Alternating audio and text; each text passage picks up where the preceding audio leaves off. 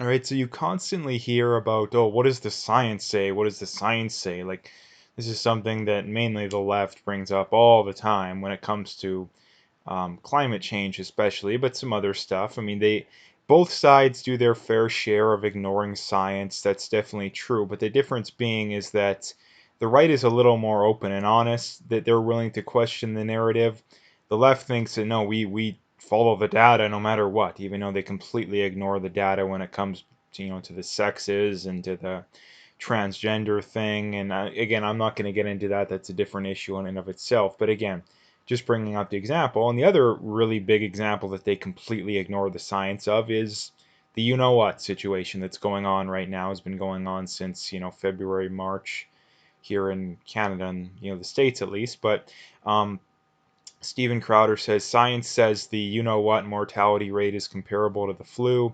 Science says that young, healthy Americans see a survival rate of virtually 100%. Science says that lockdowns led to more auxiliary deaths from depression, alcoholism, and drug abuse than they saved. Why deny science? And again, we're still at the point to where we have cases going up in, I mean, mainly Ontario and Quebec, but they're also up in Alberta over the weekend, and you have more rounds of mask mandates and more restrictions here and restrictions there. And the mask mandates in Ontario and Quebec will have been in effect, I think, a week as of today. I think it was roughly a week ago that they put in, or maybe it was yesterday, they put in their mask mandates. So again, if their cases don't start to tick down very soon, like I say, that'll just be another piece of evidence that the masks don't work. They've ramped up the fines, and they have the whole, oh, if you're with too many people, they're gonna fine you, and businesses get massive fines as well as if they're not following the rules. So again, um, and this is the thing too, that we've been going like this for months, right? Like, you look at the big cities like Toronto, and all the big cities have had mask mandates for at least 2 months now, a lot of them even more. Has it had an effect? No, it has had no. If anything, it's had a negative effect. But are all these people at being like, yeah, guys, we tried the whole mask thing. We're not going to do it anymore because it clearly didn't do anything? No.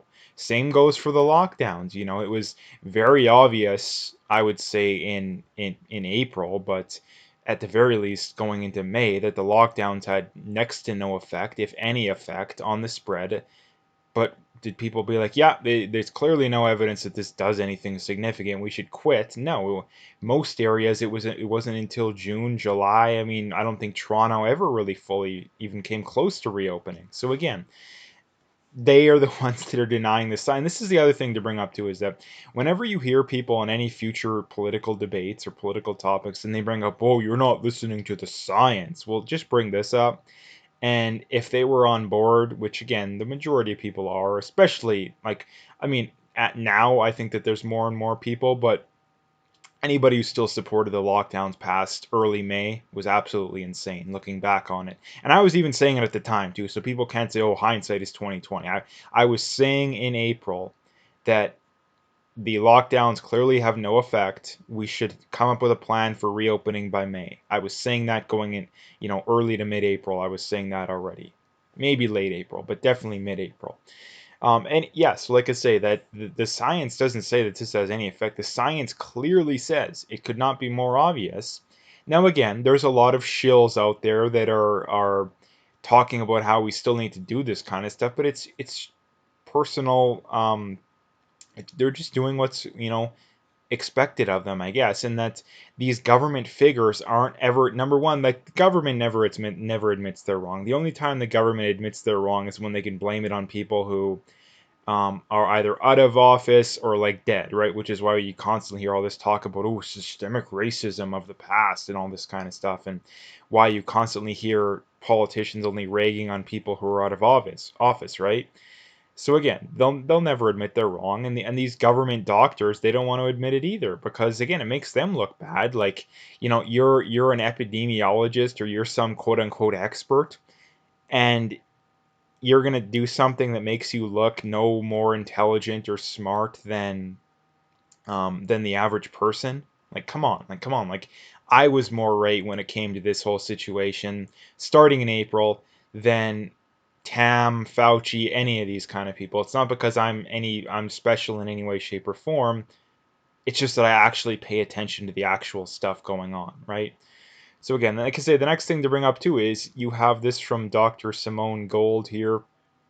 Um, she says over 70,000 reported cases on universities, 3 hospitalizations and 0 deaths. So again, they're testing people in all these universities in the states. Like I say, 70,000 cases, 3 hospitalizations, no deaths, right? Like this idea that like this debate still goes on in school. Oh, the cases are going up because we sent the kid. No, they're not going up because we sent the kids back to school. It has no effect on them. And people say, oh, they're going to spread it. Well, no, they're not going to spread it because there's hardly any evidence that asymptomatic spread is significant. The main reason that we're getting so many more tests now is because we've increased testing, and the false positive rate continues to go up and up because the more young people you test, the more false positives you're going to get. Sorry, which is the main reason why the cases have gone up so much, but the deaths happen. Again, if we're actually the only legitimate reason to be more worried about this situation is if the deaths are consistently going up and the hospitalizations are consistently going up, but they're not. They're not. So anyway, the next thing to bring up here is from Theo Fleury, and he says, I mean, Trudeau cannot give away Canadian taxpayers' money without accountability. We know he's corrupt and that these monies are probably not getting to the people he intends it to.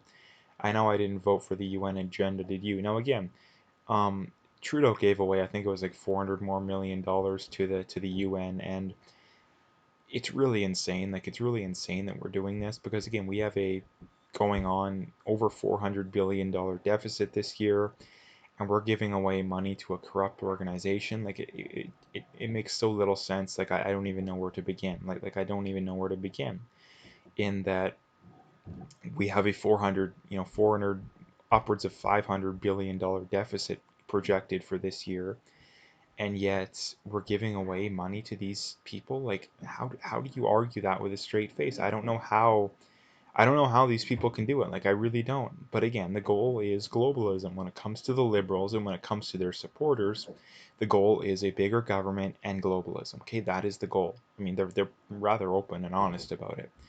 Um, so again, yeah, it's just more craziness going on. We have so much pain and suffering right now, but we got $400 million to give to a corrupt organization. All right, like it's pure insanity. Um, and the last thing to bring up too is Joe Biden basically accused Kyle Rittenhouse of being a white supremacist. Again, with no evidence that, and not to mention there is no evidence that he is. And this is the problem too nowadays. I mean, this is the thing coming out of the debate too, that um, is that not slander? Is that not libel? I mean, I don't know which one's which. I know one of them is spoken and one of them is written. Technically, this one would be the written. Um, so again, I don't know which one's which, but I know one of them is written and one of them is spoken. But again, how can these people get away with this kind of stuff? Like how can like if the foot was on the other if this was on the from the other side, Trump would be under lawsuit after lawsuit right now. But again, the left can do whatever they want. They can do no wrong. Again, it's just the double standard these days is it really bothers me. Like I don't understand how people can get up with a straight face and pretend this isn't the case anymore. Like it's insanity. I mean, same thing goes for like I said in the debate too. Like Wallace let Biden lie out of he didn't lie like every time he spoke, but I counted probably at least 10 times that Wallace let Biden lie. And whenever Trump tried to go the least bit off the rails, Wallace would be all over him, right? Like it's just pure insanity going on right now. So um, anyway, that's what I wanted to bring up today. So if you like the video, make sure you hit that like and subscribe if you haven't already. Make sure you follow me on Twitter, especially, but also BitChute and Parler. All those links are in the description, so you can find them all there.